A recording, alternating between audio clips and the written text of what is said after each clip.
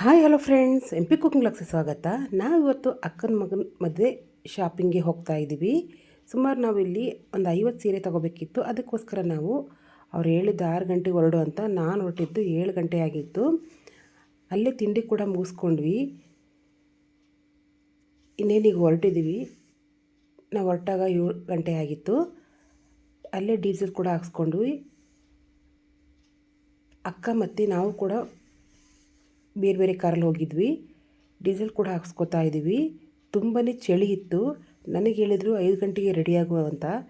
ನಾನು ರೆಡಿ ಆಗ್ತೀನಿ ಅಂತ ಹೇಳಿ 6 ಗಂಟೆ ಆಗಿತ್ತು. ಹಂಗಾಗಿ ಸ್ವಲ್ಪ ಬೆಳಕಾಗಲಿ ಅಂತ ಎಲ್ಲ ತಿಂಡಿ ಎಲ್ಲ ಮುಗಿಸ್ಕೊಂಡು 7 ಗಂಟೆಗೆ ಹೊರಟ್ವಿ. ಇವಾಗ ನಾವು ಹೊರಟಿರೋದು ಹಾಸನ ನ್ಯೂ ಬಸ್ ಸ್ಟ್ಯಾಂಡಿಂದ ಹೊರಟಿದ್ದೀವಿ. ನನ್ನ ಮಗಳಿಗೆ ಇಂಥ ಟೈಮಲ್ಲಿ ಎಲ್ಲರೂ ಹೋಗ್ಬೇಕಂದ್ರೂ ತುಂಬಾ ಖುಷಿಯಾಗುತ್ತೆ. ಯಾಕಂದರೆ ನಾವು ಯಾವಾಗಲೂ ಮನೇಲೇ ಇರ್ತೀವಿ. ನಮ್ಮ ಮನೆಯವ್ರು ಬಂದಾಗ ಮಾತ್ರ ನಾವು ಹೊರಗಡೆ ಹೋಗೋದು. ಅದಕ್ಕೋಸ್ಕರ ಎಲ್ಲರೂ ಕೂತು ಬೇಜಾರಾಗಿತ್ತು ಅಂತ ಸ್ವಲ್ಪ ರಿಲ್ಯಾಕ್ಸ್ ಆಗೋಣ ಅಂತ ಮಧ್ಯೆ ರೋಡಲ್ಲಿ ಕೂಡ ಇಳಿದಿದ್ದೀವಿ. ಇವರೇ ನಮ್ಮ ಮೊದಲನೇ ಅಕ್ಕ, ಅವರು ಎರಡನೇ ಅಕ್ಕ. ಇವರೆಲ್ಲ ಅಕ್ಕನ ಮಕ್ಕಳು. ನಮ್ಮ ಅಕ್ಕನ ಮಗನಿಗೆ ವೀಡಿಯೋ ಮಾಡೋದಂತ ತುಂಬಾ ಖುಷಿ. ನನ್ನೂ ಸೇರಿಸ್ಕೊಂಡು ವೀಡಿಯೋ ಮಾಡ್ತಾಯಿದ್ದಾನೆ.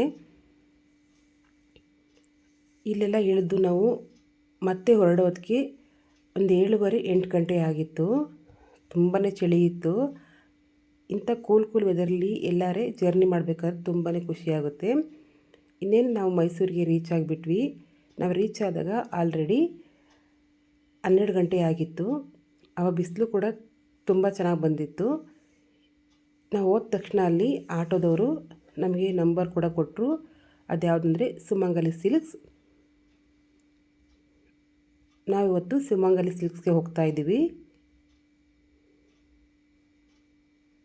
ಇದೇ ಸುಮಂಗಲಿ ಸಿಲ್ಕ್ಸ್.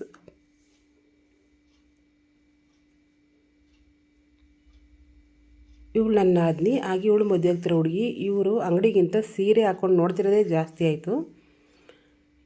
ತುಂಬ ಒಳ್ಳೆ ಕಲೆಕ್ಷನ್ ಇದೆ. ನಮಗೆ ಯಾವ್ದು ರೇಟಲ್ಲಿ ಬೇಕೋ ಆ ರೇಟಲ್ಲಿ ನಮಗೆ ಸೀರೆ ಕೂಡ ಸಿಗುತ್ತೆ. ನಮಗೆ ಸುಮಾರು ಒಂದು 50 ಸೀರೆ ಬೇಕಾಗಿತ್ತು. ಅದಕ್ಕೋಸ್ಕರ ನಾವು ಮೈಸೂರಿಗೆ ಹೋಗಿರೋದು. ತುಂಬ ಒಳ್ಳೆ ಕಲೆಕ್ಷನ್ಗಳು, ಕಲರ್ಗಳು ಮತ್ತು ನಮಗೆ ಯಾವ ರೇಟಿಗೆ ಬೇಕೋ ಆ ರೇಟಿಗೆ ಇಲ್ಲಿ ಸೀರೆಗಳು ಕೂಡ ಸಿಗುತ್ತೆ. ನಮಗಿನ್ನೂ ಜಾಸ್ತಿ ರೇಟ್ ಬೇಕಂದರೆ ಸ್ವಲ್ಪ ಮೇಲ್ಗಡೆ ಹೋದರೆ ಅಲ್ಲೂ ಕೂಡ ಯಾವ ರೇಟಿಗೆ ಬೇಕೋ ಆ ರೇಟಿಗೆ ಸೀರೆಗಳು ಕೂಡ ಸಿಗುತ್ತೆ. ನಮಗೆ ಯಾವುದು ಧಾರೆ ಮುಹೂರ್ತಕ್ಕೆ ಮತ್ತು ರಿಸೆಪ್ಷನಿಗೆ ಯಾವ್ದು ಬೇಕೋ ಅದೆಲ್ಲ ಸೆಲೆಕ್ಟ್ ಮಾಡ್ಕೋತಾ ಇದ್ದೀವಿ. ಹಾಗೆ ಅವರು ಸೀರೆಗಳು ಯಾವ ರೀತಿ ಕಾಣುತ್ತೆ ಅಂತ ಈ ರೀತಿ ಉಡಿಸಿ ಕೂಡ ನೋಡ್ತಾ ಇದ್ದಾರೆ. ನಾವು ಸೀರೆ ಎಲ್ಲ ನೋಡೋದಕ್ಕೆ ಆಲ್ರೆಡಿ 4-5 ಗಂಟೆ ಆಗಿತ್ತು. ನಾವು ಕೊಡೋರಿಗೆಲ್ಲ ಸೀರೆಗಳು ತೊಗೋಬೇಕಿತ್ತು ಮತ್ತು ನಮಗೂ ಕೂಡ ಹುಡುಗಿಗೂ ಕೂಡ ಸೀರೆ ತೊಗೋಬೇಕಿತ್ತು. ಅದಕ್ಕೋಸ್ಕರ ನಮಗೆ ಸ್ವಲ್ಪ ಜಾಸ್ತಿ ಟೈಮ್ ಹಿಡಿತ್ತು. ಈ ರೀತಿ ಸೀರೆ ಎಲ್ಲ ಅವರು ಉಡಿಸಿ ಕೂಡ ತೋರಿಸ್ತಾ ಇದ್ದಾರೆ. ತುಂಬಾ ಒಳ್ಳೊಳ್ಳೆ ಕಲೆಕ್ಷನ್ ಇದೆ.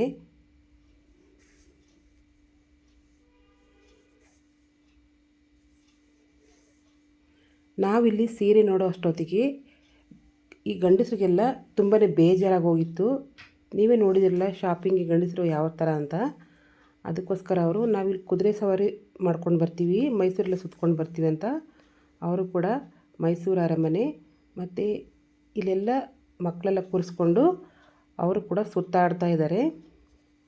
ನಾವು ಕೂಡ ಗಂಡಸರು ಯಾವುದೇ ರೀತಿ ಶಾಪಿಂಗ್ ಮಾಡೋಕ್ಕೆ ಬಿಡಲ್ಲ ಅಂತ ನಾವು ಸುಮ್ಮನಾದು. ಇವಾಗ ನಮ್ಮದೆಲ್ಲ ಶಾಪಿಂಗ್ ಆಯಿತು. ಇವಾಗ ಅವರು ಕೂಡ ಬಂದು ಶಾಪಿಂಗ್ ಮಾಡ್ತಾಯಿದ್ದಾರೆ. ಅವರು ಕೂಡ ಶರ್ಟ್ ಪೀಸ್ ಮತ್ತು ಪ್ಯಾಂಟು, ರಾಮರಾಜ್ ಪಂಚೆ ಎಲ್ಲ ಬೇಕಾಗಿತ್ತು. ಅದನ್ನು ಅವರು ಶಾಪಿಂಗ್ ಮಾಡ್ಕೋತಾ ಇದ್ದಾರೆ.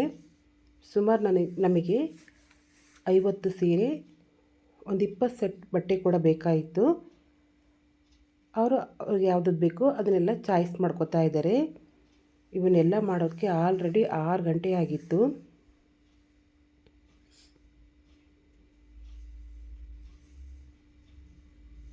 ಇನ್ನೇನು ಶಾಪಿಂಗ್ ಎಲ್ಲ ಮುಗಿಸ್ತಾ ಇದ್ದೀವಿ.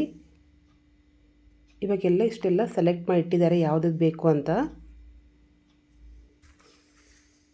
ಊಟ ಕೂಡ ಮಾಡಿರಲಿಲ್ಲ, ಆಲ್ರೆಡಿ ಟೈಮ್ ಆಗಿತ್ತು. ಇನ್ನೇನು ಶಾಪಿಂಗ್ ಎಲ್ಲ ಮುಗೀತು. ಇವಾಗ ಬಿಲ್ ಕೂಡ ಹಾಕ್ತಾಯಿದ್ದಾರೆ. ನಮ್ಮ ಭಾವ ಬಿಲ್ ಎಷ್ಟಾಯಿತು ಅಂತ ಎಲ್ಲನೂ ಲೆಕ್ಕ ಮಾಡಿ ನೋಡ್ತಾ ಇದ್ದಾರೆ. ಹಾಸನ ಹೋಲಿಸ್ಕೊಂಡ್ರೆ ಇಲ್ಲೇ ಸ್ವಲ್ಪ ಕಡಿಮೆ ಪ್ರೈಸ್ ಸಿಗುತ್ತೆ ಅಂತ ಅನ್ನಿಸ್ತು ನಮಗೂ. ಎಲ್ಲ ಬಿಲ್ಲೆಲ್ಲ ಆಗಿ ಭಾವ ದುಡ್ಡೆಲ್ಲ ಲೆಕ್ಕ ಹಾಕಿ ಬಿಲ್ ಪೇ ಮಾಡ್ತಾ ಇದ್ದಾರೆ. ಇಂಥ ಮದುವೆ ಟೈಮಲ್ಲಿ ಶಾಪಿಂಗ್ ಮಾಡೋದಂದರೆ ತುಂಬಾ ಖುಷಿ. ಯಾಕಂದರೆ ಸೀರೆಗಳು ಕೂಡ ಪರ್ಚೇಸ್ ಮಾಡೋದಿರುತ್ತೆ, ಹಾಗೆ ಏನೋ ಒಂಥರ ಖುಷಿ ಇರುತ್ತೆ. ಎಲ್ಲ ಬಿಲ್ನು ಕೂಡ ಮಾಡಿಸಿದ್ವಿ, ದುಡ್ಡು ಕೂಡ ಲೆಕ್ಕ ಹಾಕಿ ಕೊಡ್ತಾ ಇದ್ದಾರೆ. ಇನ್ನೇನು ಆಲ್ಮೋಸ್ಟ್ ಎಲ್ಲ ಶಾಪಿಂಗ್ ಮುಗೀತು.